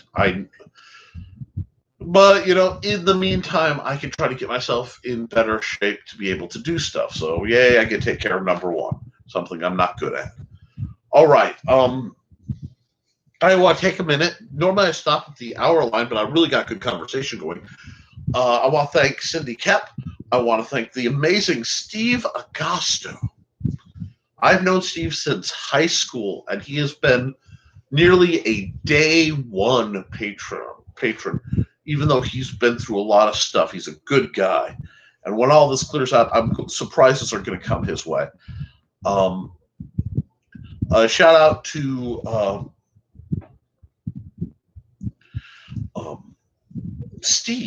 Steve Clausen, who is not a Patreon patron, but is a big supporter of the channel. And he sent me the neck knife I mentioned last week. I'm going to do a longer term review. I'm not it's a little small for me, which is odd. But the grip is. I have a bit of tidbit. Those of you who've been following for a long time know Cricut Minimalists are my current favorite knife. Now, my favorite was the black spear point because it just was the best knife I ever had, and I lost it. I think gardening, so I think it may be buried in a raised bed right now. But my wife got me this dude, which is a Cricut Minimalist Bowie knife with the gears on it. Now, I've had this for a couple months now, and yeah, sorry, I was just using this right before the show. The gears paint came off while I was slicing cheese. So I'm going to do a whole video basically talking about this. But yeah, I'll be happy when the paint has come off at this point, even though I really liked the gear pattern, and I'll show you, the nice side of what's left. It's very pretty. I thought it was recessed, and it was just a ridge. I use this every single day, and I didn't mean to set out to become a proponent for. Wow, that was stuck on there. Okay, for neck knives. That was my thing. It looks like Stephanie will be joining us, but this, guys, a good neck knife, as somebody who's lost knives out of his pocket, who's dropped them, this is one of the best things you can have. And this runs around, well, mine's closer to 30 because it glows in the dark. But it's one of the best tools you can have. Now, right now, hey, Steph, you made it out, okay? The lovely Steph Marie has joined us. We were talking about how much fun you are to fight with Axis, Steph, and how much I miss fighting with you, and how much you probably would love a brace of these guys, these exact guys, being the Cold Steel Kukri training knife. Wow, grab it, guys, like you. But so you might want to look into that. I may make more trainer guys off of this format if I can make it where it doesn't break on the twist, because it's a nice little hand hatchet. And this actually I used essentially as a neck knife for several years before I got back into a neck knife. You just run a bit of paracord through the sheath and it hangs. And it's light enough you can do that. But oh yeah, here, Steph. These guys, I will do the quick research.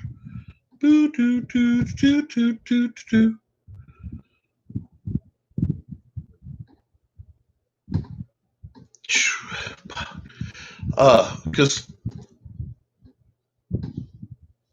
people were asking me what it's going for. Yeah, like I miss fighting you guys.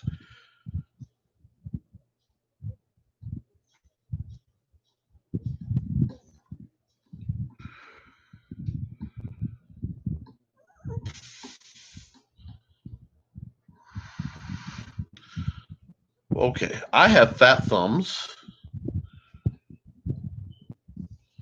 And this should come up. Boop. Oh, wow. Okay, so Steph, this little kukri is only $12.89. I just found a sale with Prime on Amazon. So, Steph, if you have any spare money laying around, in your case, I would consider ordering 2 of these, or 4 if because I think John would like one of these too. This is a good knife. There's also a longer, shallower version running the 19.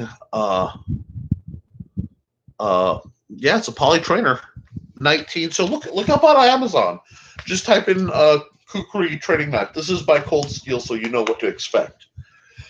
No flex or very little. Very stout, nigh indestructible. And then, of course, these guys, which everybody should train with. If Cold Steel would just make one of these with a double length blade, I'd buy 10. Seriously, just like double the blade length. Give me 30-inch blades off of these guys. I'd buy them like hotcakes. I'd mod them too. But make a perfect trainer and then not do anything with it. Drives me up the wall. Ordering now. Awesome. You and John will have a good time working with those. And the Live Steel version by Cold Steel, which that is actually modeled after, is $31. So because I'm a big proponent, if you're going to carry a knife, if you're going to train with a trainer, and you really like your trainer, get a Live Steel version because you're bought for whatever defense. If you are carrying an actual knife for defense, get a trainer version. I'm the same way about firearms. You can't put too much time behind trigger to get better at shooting stuff. You can't with a knife. You can't put too much time with a knife to get better at using it. Now, this for me, I don't really count this as a weapon. Yes, it is fully functional. Yes, I've seen very expensive knives based around very similar that if one were to scout carry or something using the happy little clicky piece would be devastating for what we do. And, extreme close quarters, what to do if you're in a fight in a car. War Poet Society put a video out. Guy designed a knife that looks just like my first neck knife, oddly enough. And I'm not trying to be tactical. I actually started carrying these things because I got tired of losing my pocket knives out of my pocket when I was hiking. I'd be hiking, I'd be running around and lose my knife, I wouldn't have it. Or they're big enough to stay in your pockets, but it's big enough to pull your pants down, which is a pain. This works to the point where I can't sleep if I don't know where my neckline is. I found that out too. Call it my Wooby. I don't care. I love that dang knife. But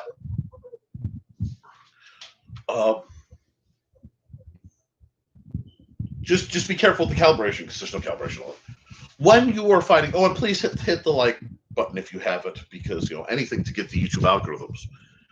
And watch this from the beginning because I fell on my butt and it was funny, and I can laugh at myself. I have a sense of humor. I have to with all this. But what are we doing? We're actually coming up to the 2-hour mark already. Thank you, Steph. It's my size of karambit, so let it go.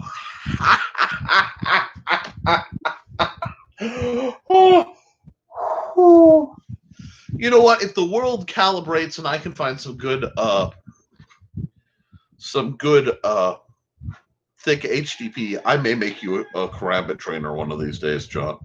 Because if people ask me my favorite knife trainer of all the trainers I've made, it's so stupid.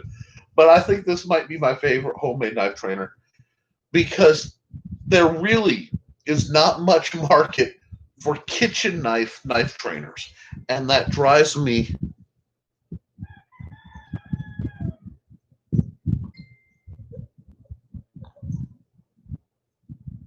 Awesome, Steph.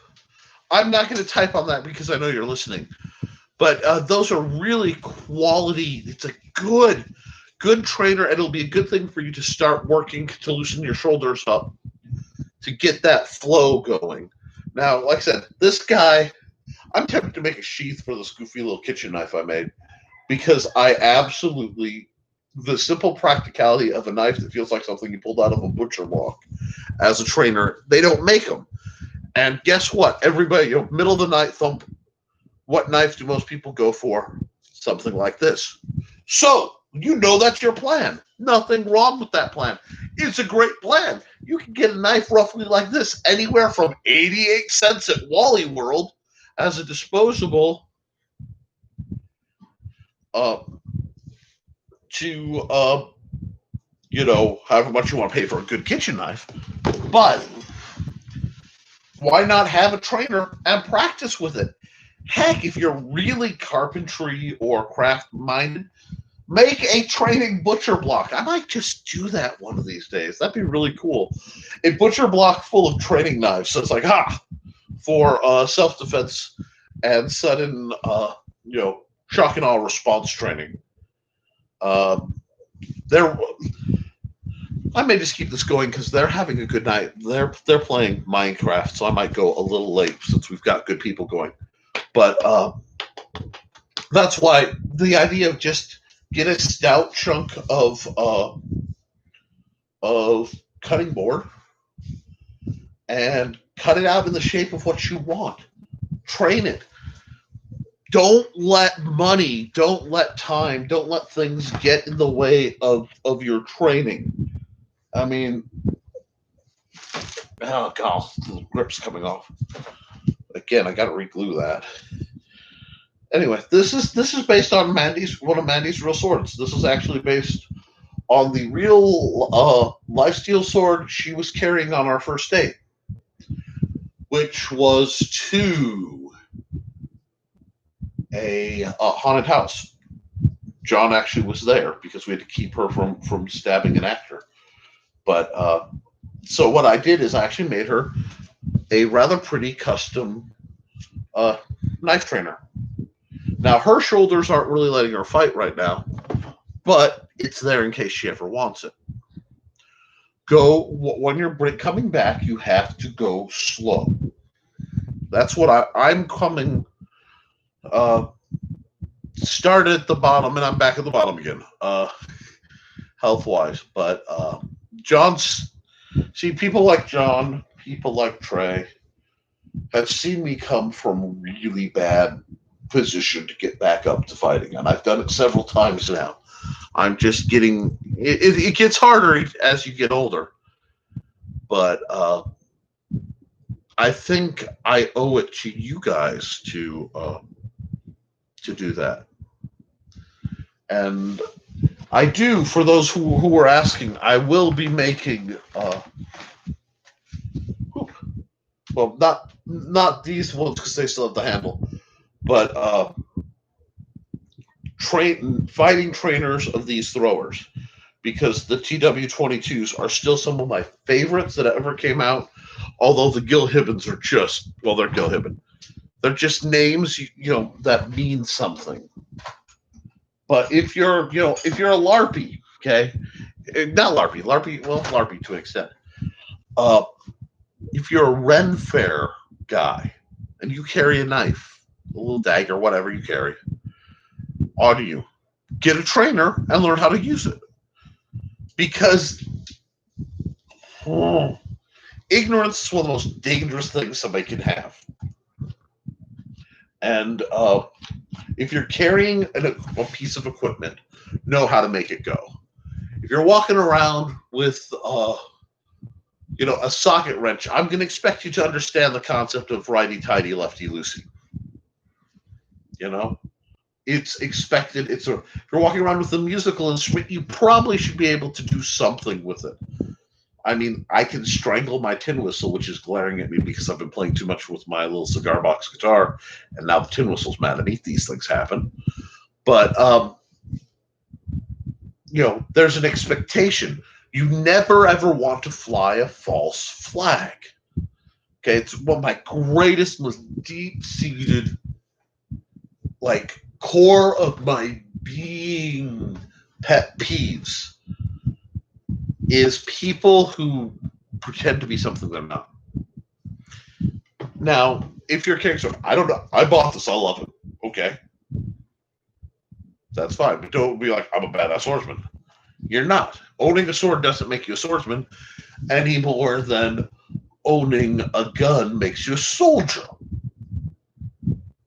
Or a marksman, more accurately, if we're keeping my definition. Learn to use your equipment. Whew.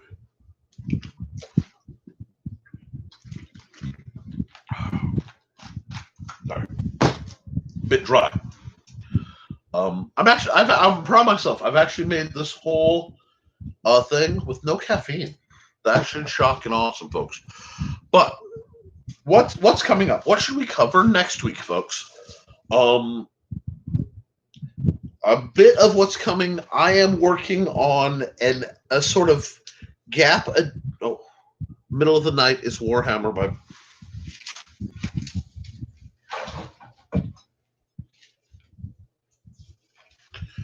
Warhammer. Well, this is my wife's, but she doesn't mind if I borrow it. Don't know what you're talking about, John. I do love my videos. Honest to God, and that's why I want a more practical one.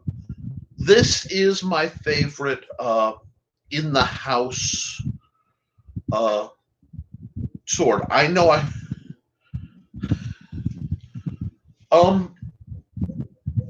you do. Well, Steph, you will understand you will never ever get this Warhammer. This particular Warhammer will never ever ever be sold because it belongs to my wife. But you don't know it, but the fella right there, that John Miner fella, is the guy who made this. And maybe y'all should talk.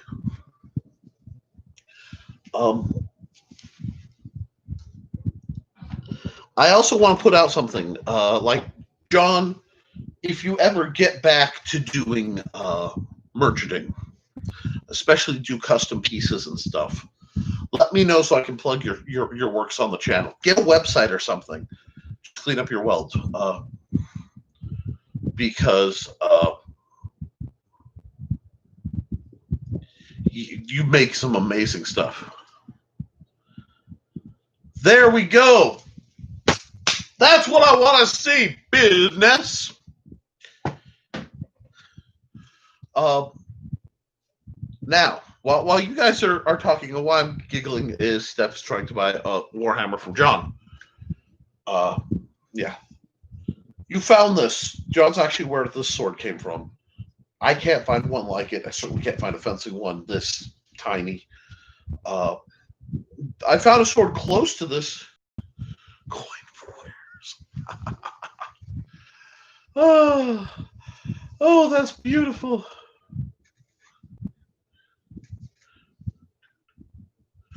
Hey, you know what? Thanks. And yeah, I'm trying to take this as an opportunity. Coronavirus has very little to do with my current case. My situation is more in the realm of medical mystery. We know something's wrong, but while we're dealing with that, we want to do more prep goodness. So I might have a new target set up like I was discussing. I have a few videos I have been just desperate to do, but it's been my wife's vacation, and I am not going to mess that up because I ain't dying, folks. At least not for that.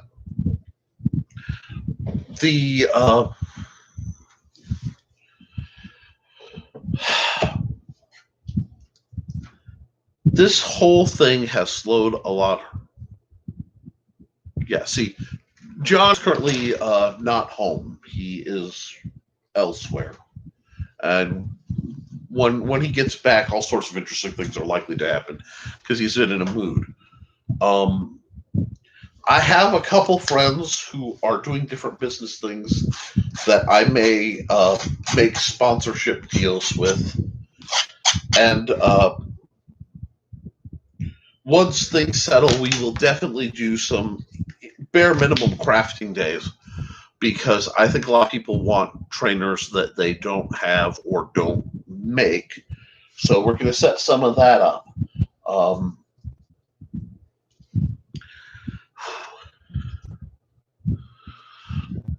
uh,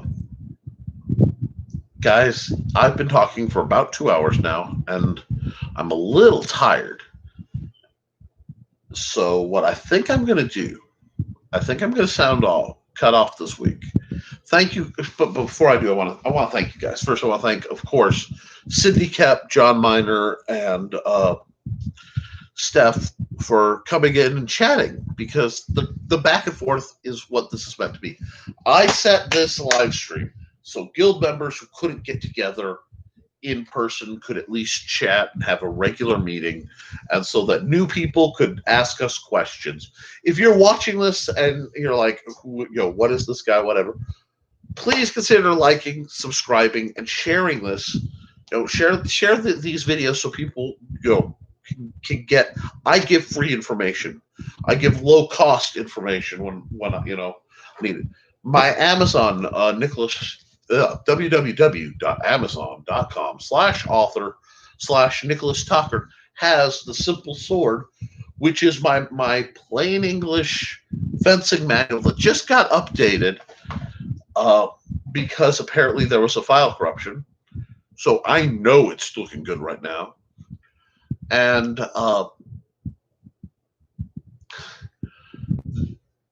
if you want to guys get started on this journey, I personally believe it's a great place to get started. If you know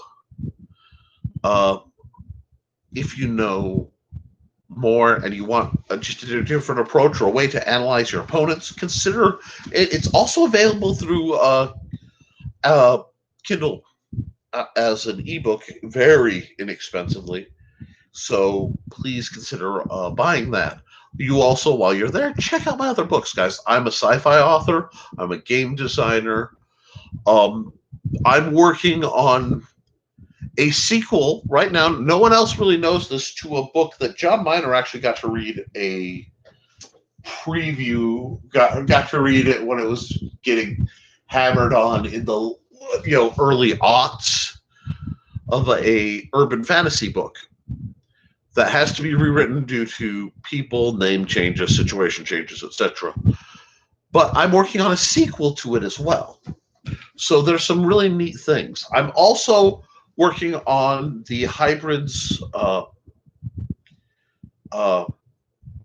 the Sons of Gods RPG that should be coming out through Terraform Comics soon.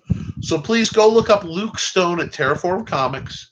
He wrote Hybrids, which is one of my favorite comics ever, and there are only 5 issues that the public can read. Just getting past its Indiegogo and Kickstart for the next launch, so there's some really amazing things there. While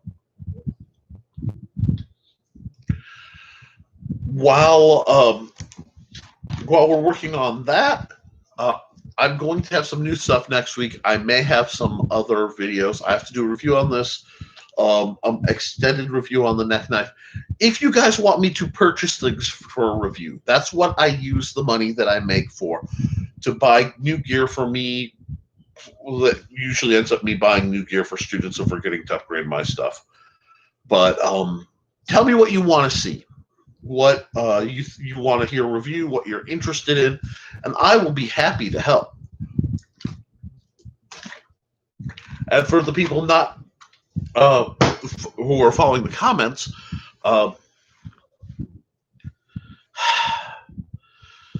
John Miner and Steph are debating their how to get her a Warhammer, which is a beautiful thing. I think there's some really good stuff. I think we're at a good break. Oh, I got a ping. Let me see. Make sure I'm not missing anything. Boop.